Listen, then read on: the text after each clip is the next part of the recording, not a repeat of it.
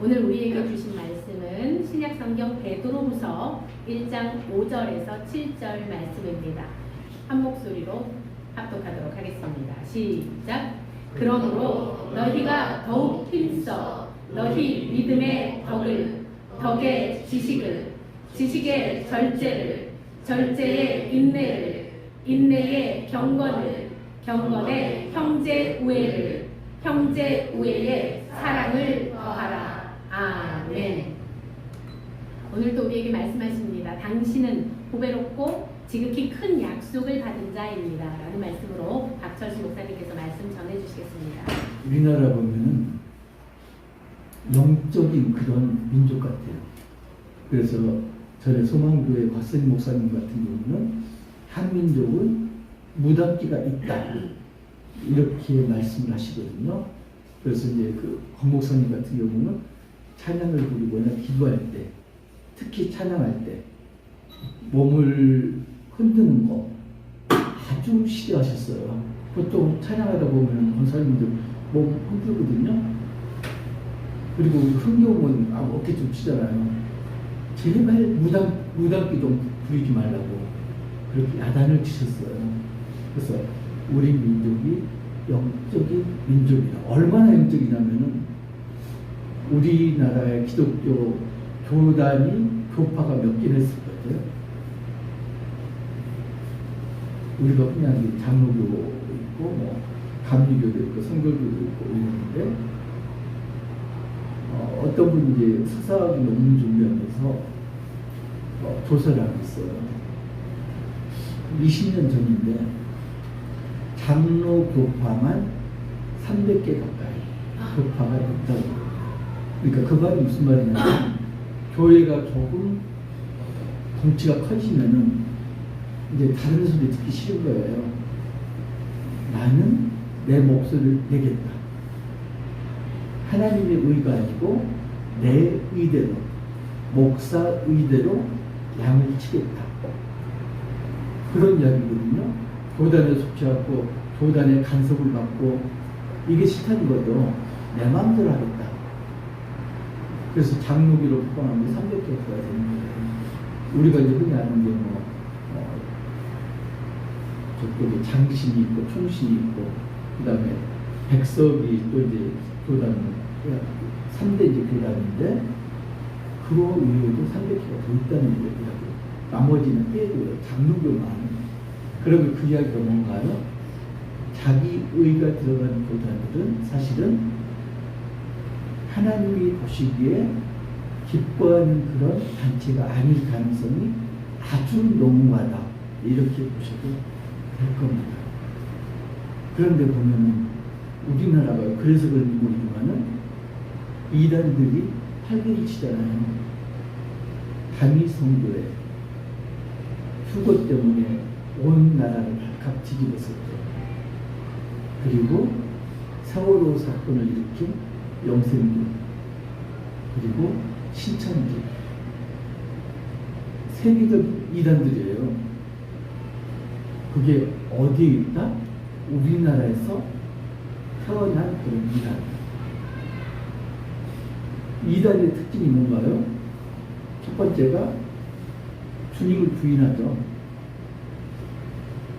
근데 문제가 뭐냐면은 주님을 부인하는 게 겉으로는 드러나지 않아요. 주님을 부인하는 게 몇 가지가 있는데 예수님이 신분이 뭔가요? 하나님이시고 인간이시다. 그런데 문제가 100% 하나님이시고 100% 인간이시다. 그런데 이단들은 그 중에 일부만 인정을 합니다. 예수님은 믿어. 그런데 예수님은 하나님이야, 인간은 아니야. 이렇게 표방하는 이단들이 있고요. 또 하나는 나 예수님 믿어. 그런데 예수님은 하나님은 아니고 선지자야, 인간이야. 이런 이단들도 있고요. 또는 나는 예수님이 하나님인 것도 믿고 인간인 것도 믿어. 그런데 100%가 아니고 50%는 하나님이고 50%는 인간이야. 이게 전부 이단이거든요. 근데 이걸 알려면은 그 단체에, 그 교회에 깊숙이 들어가서 공부를 열심히 해야지 나중에 깨닫습니다. 처음에는 몰라요. 그래서 우리가 이단인지 아닌지 판별하는 게 주를 부인하는가 그거 갖고 판별이 안 됩니다. 교리 갖고는 판별이 안 돼요. 그래서 뭘 가지고 문제냐면은 정욕이 있는가 없는가, 교회가 정욕으로 움직이는가 아닌가. 정욕이라는 게 뭔가요? 음란한 거, 성적인 문제가 있는가, 그 다음에 탐심, 돈에 집착하고 있는가, 그리고 권력 제한적인가. 이걸 보면은 대충 이단인가 아닌가가 드러납니다. 음란으로 인해서 이단 정죄받은 게 있죠. 전에 3.1교회 정경훈 목사님, 아주 존경받던, 특별히 청년층에게 리더로서 굉장히 지지를 받고 존경을 받던 목사님, 성적으로 문제가 됐죠. 그러면 자, 그게 조그만 흠일까요? 음란은 뭐다? 음란은 하나님 몸, 우리가 하나님 몸, 성전이잖아요. 하나님 몸에 직접적으로 해를 끼치는 악행이죠. 그래서 음란은 우상숭배하고 똑같이 취급합니다. 그래서 정죄받았죠. 돈 문제 때문에 문제를 많이 일으키죠. 세월호 사태 일으킨 영생교. 전혀 교인들, 사람들 인권은 생각지 않고요. 착취를 하죠. 돈 때문에 그렇습니다. 그리고 시천지도 마찬가지죠. 그런데 베드로 후서가 쓰여진 당시 상황도 우리나라 지금 상황하고 크게 다르지는 않았다. 베드로 사도가 베드로 전서를 썼는데, 베드로 전서는 교회 밖의 상황들, 우리가 믿지 않는 세상에서 어떻게 살 것인가, 여기에 대한 법문하고 있다. 뭐라고 그랬나요? 모든 사람을 주님 대하듯이 대하라 그랬잖아요. 상대에게 순종하고, 그 다음에 부부간에도 탈기를 지키고, 부모 자식간에도 그렇게 하고, 주님 대하듯이 하라. 그리고 하는 게 뭐냐면은, 그리고 너희들은 선한 목장에 대해서 양을 치라, 선한 청지기가 되라, 이런 권면을 하잖아요. 그래서 욕을 욕으로 갚지 말고, 혀를 금하라, 비방하지 말고, 그리고 도리어 복을 빌라. 원수한테 욕하지 말고 비방하지 말고 도리어 복을 빌라, 이렇게 권면을 했고요. 형제를 뜨겁게 사랑하라, 이렇게 이야기를 했고요. 그 다음에 양을 치는데 억지로 하지 말고 자원해서 양을 쳐라. 그리고 양을 다스리려고 하지 말고 양의 본이 되라. 그리고 청년들한테 얘기했죠. 장로의 권위에 순종해라. 그리고 기도하고 근신하고 깨어있어라. 왜? 마지막 때이기 때문에 그들의 마귀가 삼킬자를 찾으러 다닌다. 그래서 근신하고 깨어서 기도하라, 이렇게 나뉘었습니다. 그건 지금 교회 밖의 상황입니다. 베드로후서는 그 반면에 교회 내부의 상황입니다. 그러면 믿는 자들이 교회 내에서는 어떻게 행동해야 됩니까? 교회 내에 거짓 선지자들이 있다. 거짓 선생들이 있다. 베드로 사도가 이야기합니다. 거짓 선지자들은 지금만 있었던 게 아니고 예전에도 있었다. 대표적으로 누구죠? 발람. 민수기 22장 보면은 발람 이야기가 나옵니다. 유일하게 동물이 말하는, 나비가 말하는, 그게 민수기에서 나오는 발람의 이야기죠. 모압 발락하고 이스라엘이 대치 중입니다. 그런데 이스라엘은 하나님을 믿기 때문에 이스라엘을 저주를 하면은 모압이 이길 것 같으니까 발락 왕이 신하들을 발람 선지자에게 보냅니다. 그래서 와서 이스라엘을 저주를 해주십시오. 그 발람이 근엄하게 이야기합니다. 오늘 여기서 잠을 잤어요. 내가 저녁에 하나님께 여쭤보겠습니다. 굉장히 신실한 것 같죠? 하나님한테 지금 하나님 이거 어떻게 할 거예요? 여쭤보죠. 모든 일을 지금 여쭤보잖아요. 그런데 한 가지 우리가 간구하는 게 뭐냐면은 지금 이스라엘이 누군가요? 하나님의 백성, 하나님이 선택한 백성인데 그걸 저주하라. 이게 하나님께 물어볼 그런 상황인가요? 자, 믿는 우리들한테 그 로마 시대에 그렇게 말한다고 그랬죠? 예수님을 욕해라. 그러면 살려주겠다. 그렇게 살아가는 사람들 많아요. 근데 그때 있잖아요. 잠깐만 기다려보세요. 하나님한테 기도해보고요. 하나님, 예수님 욕해도 돼요? 지금 그거하고 똑같은 거예요. 발람이 하나님 꼭 여쭤보겠다. 그때 하나님이 가지 말라고 그러거든요. 발락 왕이 2차로 또 보냅니다. 발람이 이야기해요. 아무리 많은 금은 부하를 줬지라도 나는 이스라엘을 저주할 수 없다. 그런데 그 밤에 하나님께서 말씀하십니다. 따라가라. 그래서 다음날 아침에 발람이 나귀를 타고 지금 발락으로 갑니다. 그런데 가는 도중에 나귀가 뒷걸음치고 담이 있는데 가지 않고 담에 붙어서 이러죠. 틱틱틱합니다. 나귀가 말합니다. 나는 당신에게 충성했는데 왜 틱틱질하느냐. 그러면서 이야기하죠. 하나님의 사자가 나귀를 막고 있는 것. 나귀 말을 듣는 다음에 보니까 발람 중에도 하나님의 사자가 발람을 죽이려고 칼을 들고 있는 모습을 보였습니다. 결국 발람은 발락에게 가서 이스라엘을 저주하라고 사주를 받았다면 저주를 하지 않죠. 그렇지만 나중에 어떤 일을 한가요? 한 가지 계책을 알려줍니다. 어떤 계책인가요? 음행하는 것. 이스라엘 진 중에 모압 여인들을 보내라. 그래서 결국 어떻게 됐나요? 이스라엘이 모압에 들켰죠. 음행이 이제 그만큼 중요한 거예요. 그런데 지금 베드로후서를 쓸 그 당시에 발람 선지자를 추종하는 그런 거짓 선지자들이 있었다. 이 사람들은 자기의 교육을 따라서 행동하면서 그리고 믿는 자들을 조롱했다. 조롱하는 주요한 내용이 뭔가요? 일단은 주님을 부인했고요. 그러니까 주님께서 사람의 몸을 입고 이 땅에 오셔서 우리 죄를 위해서 십자가에서 돌아가셨는데 우리에게 구원을 주신 그 주님을 부인했고, 그리고 성경의 예언들을 조롱했고, 그런 거짓 선지자들이 있었다. 이 사람들은 멸망할 이단들을 끌어들였고요. 특징이 음행입니다. 호색하고 음행하고 음란하고, 이게 가장 큰 특징이고요. 두 번째는 이 사람들은 그것 때문에 멸망을 당하는데 특징이 있어요. 탐심이 있고요. 탐욕스럽고요.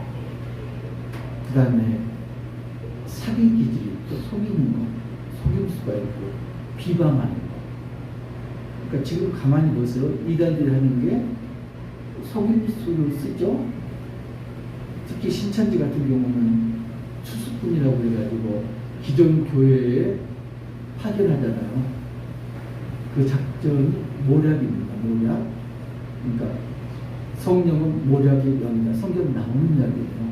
그 성경도 이렇게 나온다. 모략이라는 게 사실 거짓말이 아니거든요. 지혜를 뜻하는데 이걸 곡해하게 아전인수로 자기들 유견해가지고 성령도 거짓말 쳐서 양을 모으라고 그랬다. 그래서 기존 교회에 그 추수꾼들을 파견해서 교회를 말아먹고 비일비재하게 당합니다. 이런 게 있고요. 그 다음에 비방. 이단도 보면은 비방하는 게 많죠. 그죠? 탐심은 당연히 있는 거고. 주님을 부인합니다. 어떤 분이 우리에게 구원을 주신 주님을 부인하죠. 그리고 예로부터 내려오는 예언이라든가 성경 말씀도 조롱을 합니다.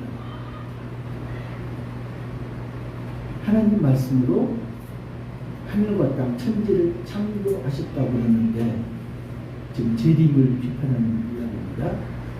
봐라, 옛날부터 지금까지 하늘과 땅은 전혀 변동이 없다. 그런데 무슨 재림이 있다는 거다. 주님이 구세주로 부인하고요, 주님의 재림은 부인합니다. 베드로 사도가 이야기합니다. 예전에 그렇게 해서 벌을 받았다. 예를 세 가지 듭니다. 베드로 후서 2장 4절 보면은 하나님 범죄한 천사들을 용서하지 아니하시고 지옥에 던져 어두운 구덩이에 두어 심판 때까지 지키게 하셨습니다. 천사들도 받으셨고요. 이 천사들이 누군가요? 하나님을 배반한 사탄들이죠. 사탄. 그리고 노아 이야기를 꺼냅니다. 창세기 6장 보면은 그때 하나님의 아들과 사람들의 딸들이 눈이 맞은 거죠. 이제 이걸 가지고 이야기가 맞죠. 믿는 자의 아들, 믿지 않는 자의 후손들이 결혼을 했다. 근데 결혼 이전에 생각할 때 정욕 때문에 벌어진 일이거든요. 믿음하고는 상관없어요, 사실. 정욕 때문에 벌어진 거예요. 정욕이 뭐라고요? 음란과 탐심, 비방. 이것 때문에 하나님이 물로 세상을 멸망시키고 그때 누구만 살았다? 노아와 그 가족들 합해서 8명만 살아났다. 그리고 창세기 19장 창세기 19장 소돔과 고모라 보면은 거기도 멸망당한 게 뭐죠? 음란, 음행 때문에 멸망을 당하고 그때 누구만 구원이 됐다? 롯과 두 딸 부인까지 구원이 됐는데 부인은 되돌아가고 손길을 했다. 롯과 두 딸만 구원을 받았다. 물로 심판을 받았고 그리고 유황불로 심판을 받았다. 그래서 너희들이 조롱하고 있지만은 예수님 재림이 없는 게 아니고 곧 다가온다. 이렇게 이야기를 하고 있죠. 그런데 그날이 언제 올지를 모른다. 거듭같이 올 것이다. 이렇게 이야기합니다. 그러면서 하는 이야기가 하나님께서는 날들이 주님의 날은 천년이 하루 같고 하루가 천년 같다. 그래서 어떤 사람 농담하잖아요.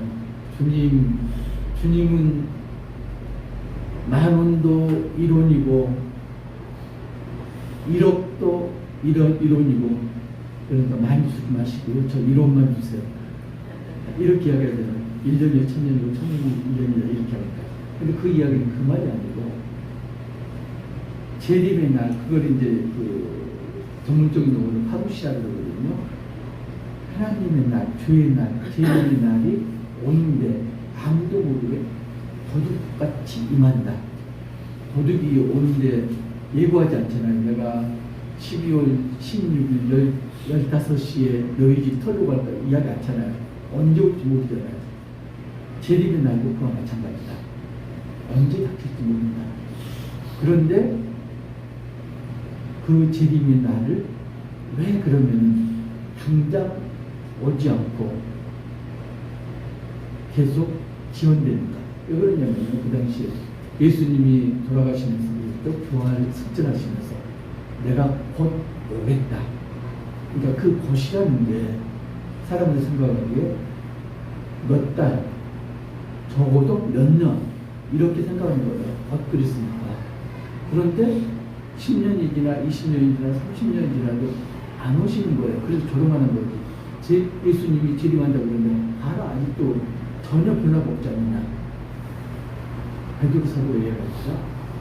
주님이 재림의 날을 용기하시는 것. 왜 그렇다? 기회를 주기 위해서다. 그래서 개, 돼지 이야기를 꺼냅니다. 개가 토한 걸 먹어요. 자기가 토해놓고 그걸 먹습니다. 돼지가 씻겨놔도 오물구덩이 있어도 둥굽니다. 그 이야기는 뭐죠? 믿었다가 배교를 하면 어떻게 된다? 멸망당한다. 그래서 그 사람들을 구원하기 위해서 재림의 늦추고 있다. 이렇게 말씀을 합니다. 그러면은 재림의 날을 대비해서, 마지막 날을 대비해서 마지막 지금 시대에 어떻게 살아야 될 건가? 거기에 대해서 베드로 사도가 권면합니다. 경건하게 살아야 된다. 경건하게. 경건이 뭔가요? 경건하게 살아야 된다. 경건은 베드로 사도 이야기했죠. 경건하고 이런 것들 모두가 주님께서 주신 거다. 이렇게 이야기합니다. 경건하게 살아야 된다. 경건하게 사는데 그 근본이 뭐다? 예수를 아는 거다. 예수를 알면은 신령한 성품에 참여해서 경건하게 된다. 거기에 8가지 선행으로 나타나고 있는 덕목으로 그걸 8덕 그러는데 믿음부터 시작돼요. 그죠? 근데 이제 재밌는 경우가 있는데 믿음하고 은혜하고 우리가 따로 생각하거든요.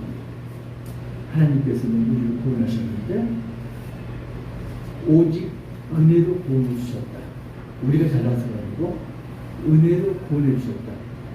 100% 진리입니다. 그런데 하나 짚고 넘어갈 때 아무나 은혜로 구원하신 게 아니고요. 전제 조건이 예수님을 믿는 자, 예수님을 믿고 구주로 받아들인 자만 은혜로 구원하셨다. 착각을 하는 거예요. 은혜로 구원하셨으니까 아무렇게나 살아도 괜찮다?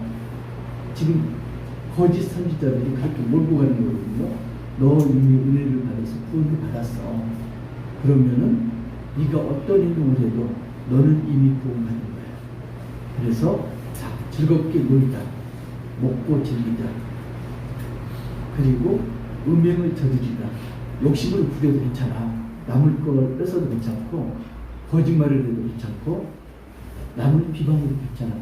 왜? 그래도 너는 어차피 구원 받았어. 이단들이 지금 그렇게 몰고 가는 겁니다. 베드로 사도가 이야기합니다. 경건하게 살아야 됩니다. 그래서 8가지 덕을 이야기했는데 첫 번째가 믿음입니다. 믿음 위에 뭘 하라고요? 한번 읽어보세요. 믿음 위에 저는 이제 그걸 그렇게 읽었어요. 지식, 그죠? 믿음의 덕을, 덕의 지식을, 지식의 절제를, 절제의 인내를, 인내의 경건을, 경계의 형제 우애를, 형제 우애에 사랑을 더하라. 처음이 믿음이고 마지막이 사랑이에요. 그래서 저는 이제 장아찌 갖고 이걸 외웠는데 믿음이 덕지덕지 묻은 경우가 사랑이다. 그렇게 읽거든요. 안 읽어서 믿음이 덕지덕지 믿음에 덕지덕지 절여진 경우가 사랑이다. 그렇게 읽었어요. 그래서 마지막 길을 살려면은 경건하게 살아야 된다. 8덕을 가지고. 그런데 그냥 경건하게만 살 게 아니고 마지막 날을 기다리면서 그렇게 살아야 된다. 그걸 한마디로 뭐라고 그러나요? 티 없고 흠 없는 그런 생활. 하나님과 화목한 생활. 그러기 위해서는 어떻게 된다? 부르심과 택하심 받은 사람들이 부르심과 택하심을 굳게 해야 된다. 새하늘과 새 땅의 이야기가 나와요. 믿음을 지연시켰는데 그 날이 도둑같았는데 그때는 어떻게 되느냐? 하늘이 그리고 천체는 불에 녹아서 없어지고 땅과 그 위에 있는 물질들은 멸절되고 이렇게 된다. 그렇게 되기 전에 경건하게 살아야 된다. 그렇지 않으면 우리는 멸망한다. 베드로서를 지금 이렇게 이야기를 하고 있습니다. 마지막으로 베드로서가 편지 말미에 권면을 합니다. 예언을 곡해하지 말라. 성경 말씀을 곡해하지 말라. 예언은 사사로이 풀 것이 아니다. 그래서요, 예언을 받았다고 그러고 그걸 자기 나름대로 인수적으로 푸는 경우가 많습니다. 이단들이. 그래서 예언은 성경 말씀의 근거에서 풀어야하는 거지 자기 마음대로 풀어서는 안 되는 거죠. 그걸 베드로서로 이야기합니다. 너희는 예언 말씀을 곡해하지 말라. 예언의 중심되는 게 뭔가요? 예수 그리스도 오심, 그리고 예수 그리스도가 우리를 위해서 십자가에 못 박혀 돌아가심, 그리고 예수 그리스도께서 재림하실 것, 이게 전부 예언 아니에요. 이 예언을 곡해하지 말라. 그러게 하기 위해서는 어떻게 해야 된다고요? 예수님이 누구인지 이걸 알아야 된다. 그 지식이 커가는 것 계속 지켜야 된다. 베드로서로 이야기합니다. 베드로 전서에서는 이 세상에서 어떻게 살아갈 것인가, 말세에 이 세상에서 어떻게 살아갈 것인가, 베드로후서에서는 믿는 자들이 교회에 대해서 어떻게 믿음을 지키며 살 것인가, 이 이야기를 하고 있습니다. 정말로 중요한 건요, 세상 밖에서 사는 것도 중요하지만 교회에서 믿음 생활을 어떻게 잘할 것인가, 이게 정말 중요하거든요. 지난주에 이제 용 목사님 퀴즈 내면서 말씀을 하셨는데, 사탄이 누구를 노릴 것인가? 믿음 좋은 자, 왔다 갔다 하는 자, 믿음 없는 자. 사탄이 노리는 건 믿음 좋은 자죠. 왜? 믿음 없는 자는 가만히 놔도 사탄의 백성이에요. 손 안 대요. 그리고 믿음이 있었다 없었다 갈팡질팡하는 사람들, 사탄이 손 안 대면 누가 하나요? 새끼 귀신 한 마리만 보내도 무너집니다. 그래서 중요한 게 뭔가 합니다. 교회 안에 믿음이 굳건한 자만 있는 게 아니에요. 사탄이 정말로 노리는 자는 어떻게 보면 극소수고요.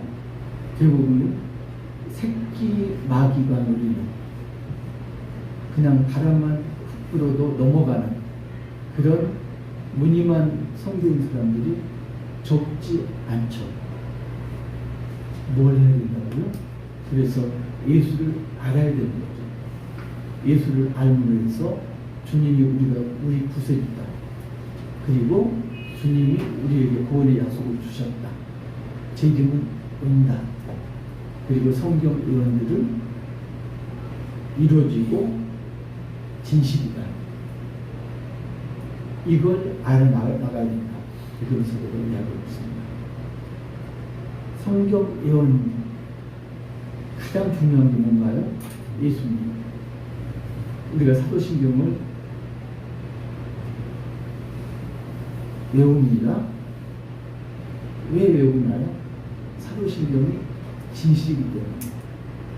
그래서 사도신경은 뭐라고요? 이단인가 아닌가, 이걸 비춰보는 거울이다, 이렇게 얘기합니다. 자, 여러분들은 팔떡대로 살고 있나요?